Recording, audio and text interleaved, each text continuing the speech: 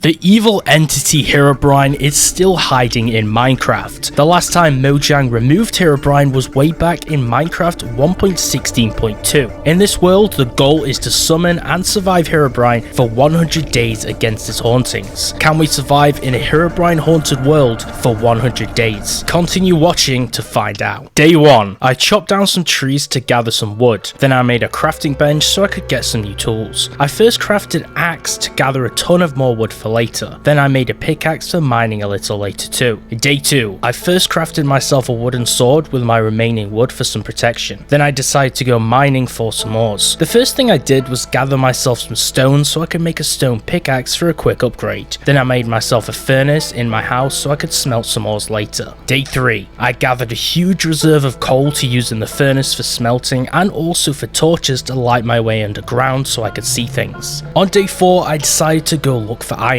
I mined for a pretty long time and had some pretty decent luck in gathering iron. With strip mining and a few other different methods, I managed to gather a fair deal of iron. Day 5 I made multiple furnaces for smelting. I smelted most of my iron in the one furnace but figured I most likely needed some space now, so I was getting a lot of stuff. Day 6, with wood I had accumulated, I began constructing a house out of wood and cobblestone that I got from mining. It was a small house, one of those starter houses which I could expand a little later. I set up my extra furnaces there and made some chests for some additional item storage to put all of my plundered loot at. On day 7 I crafted a fishing rod to gather some food and supplies, and I spent most of the day just relaxing and fishing on a new fishing pier that I created. This was a nice relaxing break from all the work and also a different feeling from what was to come later. On day 8 I spent another day deep down in the mines of the world. It was on this day that I gathered a huge amount of iron as well as more coal and other random ores. I used this opportunity to make a full iron tool set as well as some backup pickaxes and other tools too. On day 9 I continued exploring the underground in the mines. I used this time to look for more lucrative ores. I finally found the first diamonds. Of course I used this as an opportunity to make a diamond pickaxe first. On day 10 I made an iron bucket, found some water and then descended down below underground where I ran into some lava. I then mixed both of the liquids to make a healthy conglomerate of obsidian and started mining it. It did take a long time to gather entirely, but now I had enough to go to the Nether to plunder it and also find the right materials which we would then use to summon Herobrine. Day 11 I found some more diamonds and put them away with the spare obsidian that I had. I killed a few cows to gather some leather, then I ventured out to some beaches and water sources to find some sugarcane. I used the sugarcane to make some paper and then a book and crafted an enchanting table to enchant my gear. On day 12 I made a full iron armor set for some more protection for the future horrors that I was to experience. Then I went down into the mine to explore and find some lapis. I needed a fair amount of lapis for enchanting, so it did take quite some time. On day 13, with the lapis lazuli that I managed to salvage from the world, I enchanted my iron armor for some resistance in order to face the horrors of the Nether. I was now ready for the task ahead when it was time to come. Day 14, after finding a new diamond deposit, I used some of the diamonds to make a diamond sword and then enchanted it. There's no shields on this version of Minecraft which I'm playing on, so making weapons are even more important, especially since you block with a sword. I also killed a few monsters at night time and made a bow with the wood that I had with some strings that I had now collected. On day 15, I ventured out to find as many chickens as possible to slay for their feathers. I also took the opportunity to farm a lot of gravel to gather some flint to pair together to make some arrows. I was going to need some ranged projectiles for the Nether and possibly for some monsters which I may encounter later. Day 16, I found a village. I plundered the village for all of its materials and supplies and I took it all the way back to my base. It was a great spot to gather all the crops and items to use for my own farm later. On day 17 I crafted a hoe, tilled some farmland around my base, and then I planted some of those wheat seeds and other crops and I made my own farm for some extra food and just to pass some time in general. Day 18 I searched around the world to see if I could find any of the settlements. To my surprise I ran into some hostile enemies housed in a battle tower. These tall structures comprised of multi-floored segments with chests full of loot at each stop, with countless mob spawners and threats within, especially my most hated foes, skeletons. I cleaned up some of the floors of the tower and took as much loot as I possibly could, but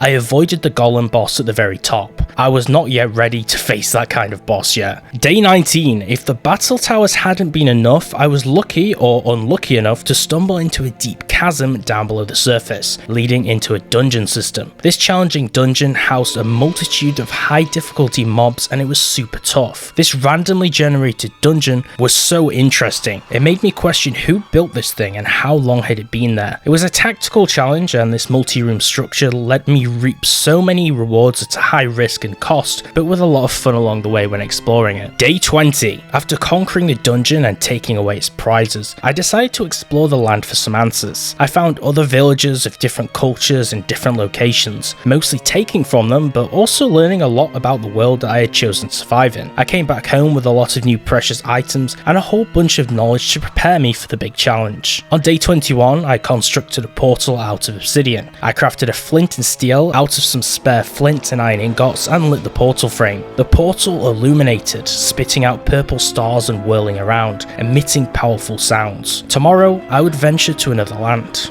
Day 22, I jumped through the portal and found myself in a hell world, one I would understand to be the Nether. To summon Herobrine into the world, one material that I needed that had eluded me till now was soul sand. I gathered some glowstone deposits hanging from the hot rocks beneath my feet, materials that would have some use later. I also managed to find this rich soil that I had been looking for. It was like soil but with faces of lost souls and strange echoes of cries that could be heard around it. I harvested it, as well as some of the netherrack around me, and journeyed home. Day 23, I made this day my mission to farm bones. To craft the totem to summon Herobrine into the world, or at least reveal him, I needed bones. I harvested a lot of bones from hunting down skeletons and collecting their drops, and then I crafted the Herobrine totem piece. On day 24, I spent all day mining in the depths of the land, looking for rich deposits of gold. I collected many gold ore pieces from segments I found underground, and I took them back to my base to smelt. When I had enough, I crafted all of these ingots into 2 gold blocks. I would use these blocks to extend on the totem block for the summoning ritual to finish the main tower piece. Day 25, I gathered as much food as I possibly could from different animals around the world, cooking it in the furnace and putting it away for the fight that was to come. I enchanted any extra armor that I had neglected to prepare earlier, and I readied myself. Days 26 to 30 were mostly a blur. I spent most of the time during these days constantly looking for more diamonds, mostly failing, but eventually having short patches of luck along the way. After amassing a far few diamonds, I managed to make a full diamond armor set. On day 30, I constructed the summoning totem in a clearing somewhere nearby my base. Not too close, but not too far. I hauled the 2 golden blocks and then placed them in a tower with a summoning totem above them, topped by a netherrack piece. I then lit the netherrack with my flint and steel I'd used on the portal earlier. As the eyes of the face on the totem changed colour and lightning striked, I felt a chill and knew that I had unleashed something ungodly on the world. During days 30 to 40, things began to slowly get strange and then more and more unnerving and not right. Strange happenings began to occur. Anomalous events would suddenly make themselves known. I would begin to see things differently. The animals didn't feel right. Some of them would have white eyes or be showcasing new strange behaviour, wild behaviour. Some of them would stare at me or chase and follow me, appearing like they definitely wanted to attack me too. Day 40, I felt like I was in a fever dream. I started seeing things, perhaps hallucinating.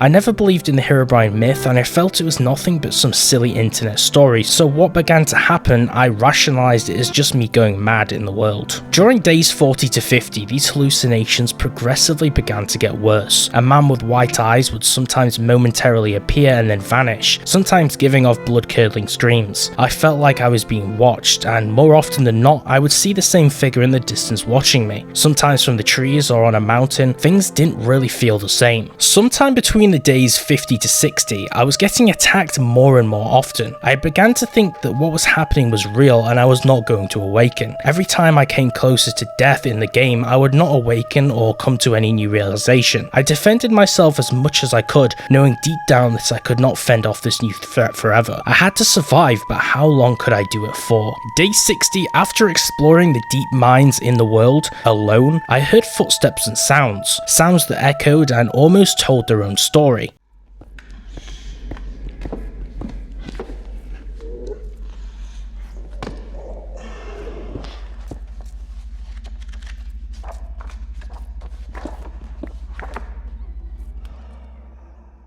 Day 61, I found an old abandoned library tower. I entered through the doors of this building covered in vines in a swamp. It looked like an old wizard's tower, a strange location clearly with a deep history of its own. I opened a chest and inside I found a book titled Him, with the author entitled with my own name.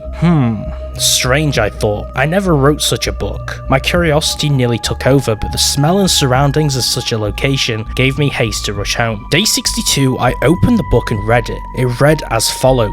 The fog was dense when I saw him. In pursuit, what I thought was a cow was something else. His eyes empty, tormented, his clothes ragged. With a moment, disappearance into the fog. He is not from here. I do not know from where, but in the end, yes, in the end, I will find out. Day 63, after ruminating on the words that I had read in the book, it made me flash back to an old book that I had read on a new location, The End. It had said that in a lost castle somewhere down below sat a portal that could be activated with the eye of the Stalkers of the Night, the Endermen. From days 64 and 70, I accomplished a lot. I saw them, the Endermen. With a slash of my sword and a grit of my teeth, I struck down many of the Endermen. I gathered their pearls and I took them back to my base for safekeeping. During this time, I also returned to the Nether, seeking out a giant castle to slay the blazes that were situated there, using their rods to craft blaze powder and then an eye. I used this eye to find this fabled stronghold beneath ground, following its glint in the sky. With the same tactic and a lot of materials, I finished the portal, ready to face the other side. Day 71, I made sure all of my diamond armor was enchanted and that I had all of the supplies that I would need to face the threats. Day 72, I started to notice signs in place around the world with chilling messages such as, I'm watching you, you have been warned, and I like it here, I'm staying. Day 73, I had been venturing out again to take some time from my progression and preparation, when I noticed more strange structures popping up. I noticed cobblestone pyramids randomly around the world, even noticing ones made of sandstone in the deserts too, but why? Day 74, I had made my way into a birch tree forest to get some different style of wood for my base for a redecorating effort, but what was strange was the birch trees no longer had any leaves on top of them. I explored the forest further and upon inspection found trees randomly on fire, which of course spread, but there was no lava nearby and there'd been no lighting. It was evident where the flames had come from. Days 75 to 85. It was a series of 10 long days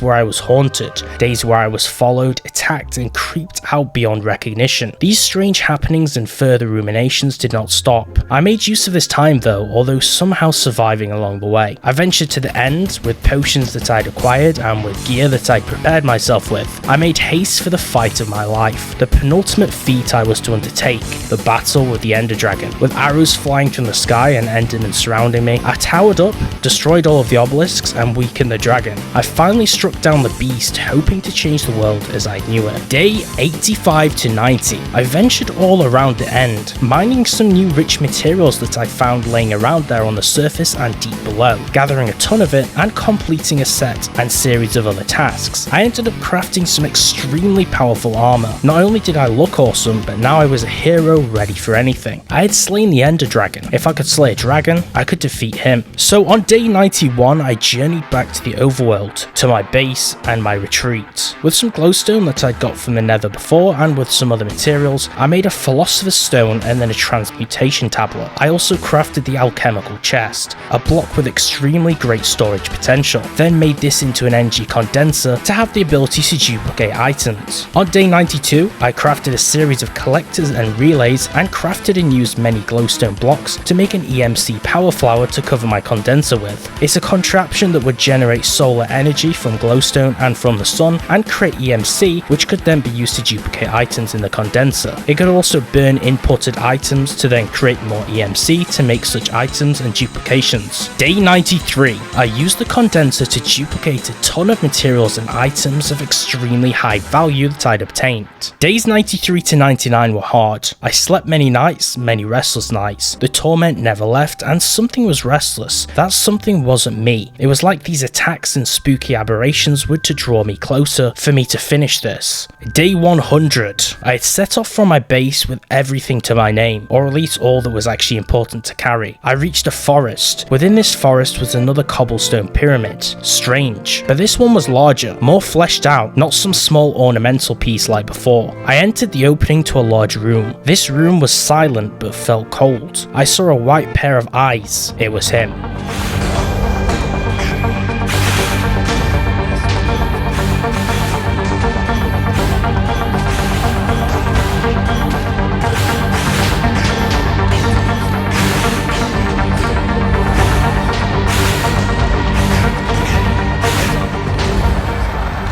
We did it, we survived 100 days in a chillingly haunted world corrupted by Herobrine. The last thing to show is